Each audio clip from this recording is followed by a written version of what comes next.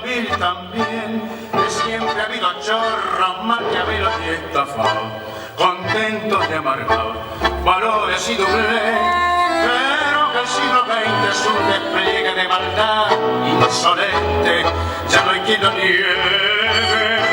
Vivimos revolcados en un merengue y del mismo lodo todos manoseados.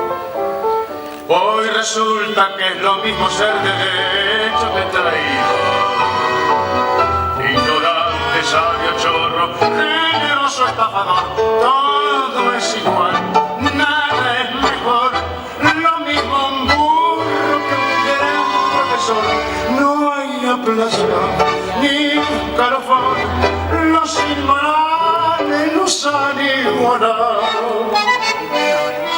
Si uno vive en la impostura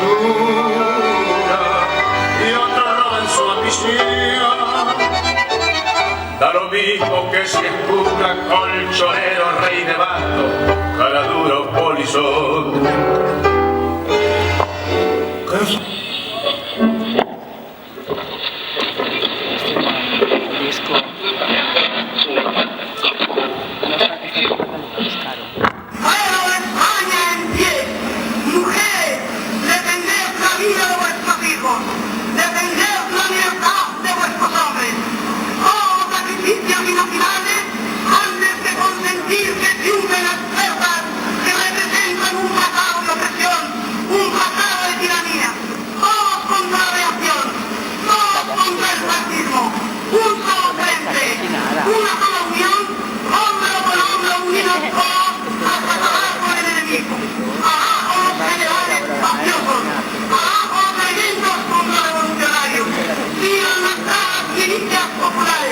¡Vivan las fuerzas leales que luchan al lado de los trabajadores! ¡Viva la República!